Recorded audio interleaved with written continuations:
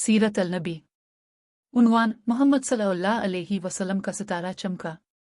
मुल्क शाम का एक यहूदी इस मक्का से कुछ फासले पर रहता था। वो जब भी किसी काम से मक्का आता, वहाँ के लोगों से मिलता तो उनसे कहता, बहुत करीब के ज़माने में तुम्हारे दरमियान एक बच्चा पैदा होगा, सारा अरब इसके रास्ते पर चलेगा, इसके सामने जलील और पस्त हो जाएगा, वो अजम और उसके शहरों का भी मालिक हो जाएगा। यही इसका ज़माना है। जो इसकी नबुव्वत के ज़माने को पाएगा और उसकी पैरवी करेगा, वो अपने मकसद में कामयाब होगा। जिस खैर और भलाई की वो उम्मीद करता है, वो इसको हासिल होगी। और जो शख्स उसकी नबुव्वत का ज़माना पाएगा मगर उसकी मुखालफत करेगा, वो अपने मकसद और आरज़ुओं में नाकाम होगा।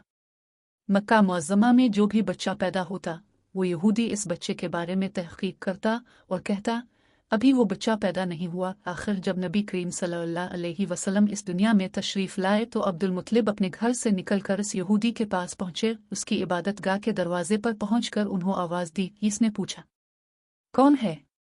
उन्होंने अपना नाम बताया। फिर इससे पूछा, तुम इस बच्चे के बारे में क्या कहते हो?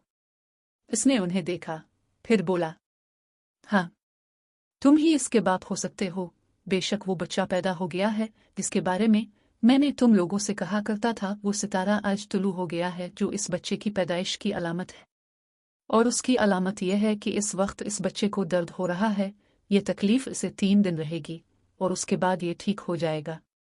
राहिब ने जो ये कहा था कि बच्चा 3 दिन तक तकलीफ में रहेगा, तो उसकी तफसील यह है कि आपने 3 दिन तक दूध नहीं पिया था। और यहूदी ने जो ये कहा था कि आप ही इसके बाप हो सकते हैं, इससे ये मुराद है कि अरबों में दादा को भी बाप कह दिया जाता है। और नबी करीम सल्लल्लाहु अलैहि वसल्लम ने एक बार खुद फरमाया था, मैं अब्दुल मुत्तलिब का बेटा हूँ। यहूदी ने अब्दुल मुत्तलिब से ये भी कहा था, इस बारे में अपनी ज़बान बंद रखें, यानी किसी को कुछ न बताएं, वरना लोग इस बच्चे से ज़बरदस्त हसद करेंगे, इतना हसद करेंगे कि आज तक किसी ने नहीं किया। और उसकी इस कदर सख्त मुखालफत होगी कि दुनिया में किसी और की इतनी मुखालफत नहीं हुई। पोते के मुतालिक ये बातें सुनकर अब्दुल मुत्तलिब ने इससे पूछा, इस बच्चे की उम्र कितनी होगी? यहूदी ने इस सवाल के जवाब में कहा, अगर इस बच्चे की उम्र तबई हुई तो भी 70 साल तक नहीं होगी, बल्कि इससे पहले ही 61-63 साल की उम्र में वफात हो जाएगी। और उसकी उम्मत की औसत उम्र भी इतनी होगी। इसकी पैदाइश के वक्त दुनिया के बुत टूट कर गिर जाएंगे। ये सारी अलामात इस यहूदी ने गुज़िश्ता अंबिया की पेशगोइयों से मालूम की थी और सब बिल्कुल सच साबित हुई।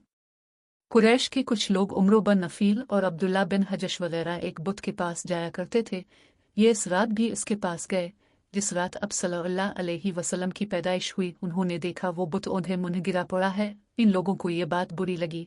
उन्होंने इसको उठाया, सीधा कर दिया, मगर वो फिर गिर गया। उन्होंने फिर इसको सीधा किया, वो फिर उल्टा हो गया। इन लोगों को बहुत हैरत हुई, ये बात बहुत अजीब लगी। तब इस बुत से आवाज़ निकली, ये एक ऐसे बच्चे की पैदाइश की खबर है जिसके नूर से मशरिक और मगरिब में ज़मीन के तमाम गोशे मुनव्वर हो गए हैं।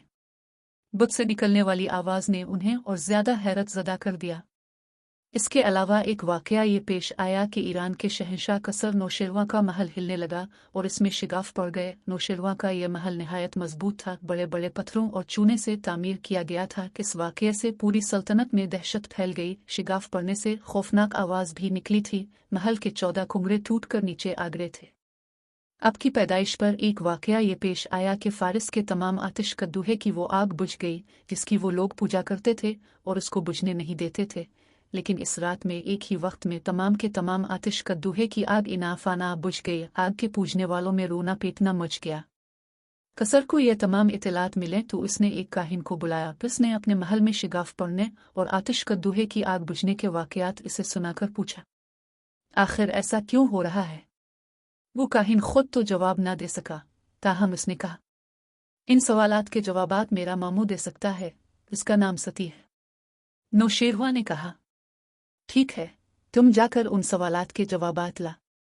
वो गया, सती से मिला, उसे ये वाक़यात सुनाई। उसने सुनकर कहा, एक असा वाले नबी ज़ाहिर होंगे जो अरब और शाम पर छा जाएंगे और जो कुछ होने वाला है होकर रहेगा। इसने ये जवाब कसर को बताया। इस वक्त तक कसर ने दूसरे काहिनों से भी मालूमात हासिल कर ली थी। चुनांचे ये सुनकर उसने कहा, तब फिर अभी वो वक्त आने में देर है, यानी उनका गलबा मेरे बाद होगा। पैदाइश के 7वें दिन अब्दुल मुत्तलिब ने आपका अकीका किया और नाम मोहम्मद रखा। अरबों में इससे पहले ये नाम किसी का नहीं रखा गया था। कुरैश को ये नाम अजीब सा लगा, चुनांचे कुछ लोगों ने अब्दुल मुतलिब से कहा, ए अब्दुल मुतलिब, क्या वजह है कि तुमने इस बच्चे का नाम इसका बाप दादा के नाम पर नहीं रखा बल्कि मोहम्मद रखा है, और ये नाम न तुम्हारे बाप दादा में से किसी का है न तुम्हारी कौम में से किसी का है। अब्दुल मुतलिब ने उन्हें जवाब दिया, मेरी तमन्ना है कि आसमानों में अल्लाह ताला इस बच्चे की तारीफ फरमाए और ज़मीन पर लोग उसकी तारीफ करें। मोहम्मद के मानी हैं जिसकी बहुत ज़्यादा तारीफ की जाए। इसी तरह वालिदा की तरफ से आपका नाम अहमद रखा गया। अहमद नाम भी इससे पहले किसी का नहीं रखा गया था। मतलब ये कि इन दोनों नामों की अल्लाह ताला ने हिफाजत की और कोई भी ये नाम ना रख सका। अहमद का मतलब है सबसे ज़्यादा तारीफ करने वाला। अल्लामा सहेली ने लिखा है, आप अहमद पहले हैं और मोहम्मद बाद में, यानी आपकी तारीफ दूसरों ने बाद में की। इससे पहले आपकी शान यह है कि आप अल्लाह ताला की सबसे ज़्यादा हम्द व सना करने वाले हैं। पुरानी किताबों में आपका नाम अहमद जिक्र किया गया है। अपनी वालिदा के बाद अपने सबसे पहले सोबिया का दुआ पिया। सोबिया नबी करीम सल्लल्लाहु अलैहि वसल्लम के चचा अबू लहब की बांदी थी।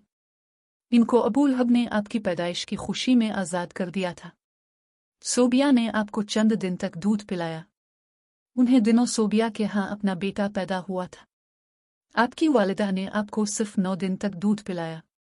इनके बाद सोबिया ने पिलाया।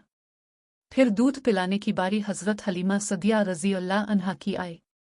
हज़रत हलीमा सदिया रज़ी अल्लाह अन्हा अपनी बस्ती से रवाना हुईं। उनके साथ उनका दूध पीता बच्चा और शौहर भी थे। हज़रत हलीमा सदिया रज़ी अल्लाह अन्हा दूसरी औरतों के बाद मक्का में दाखिल हुईं। उनका खच्चर बहुत कमज़ोर और मरियल था। उनके साथ उनकी कमज़ोर और बूढ़ी ऊँटनी थी। वो बहुत आहिस्ता चलती थी। इनकी वजह से हलीमा रज़ी अल्लाह अन्हा काफ़िले से बहुत पीछे रह जाती थी। उस वक्त भी ऐसा ही हुआ। वो सबसे आखिर में मक्का में दाखिल हुई।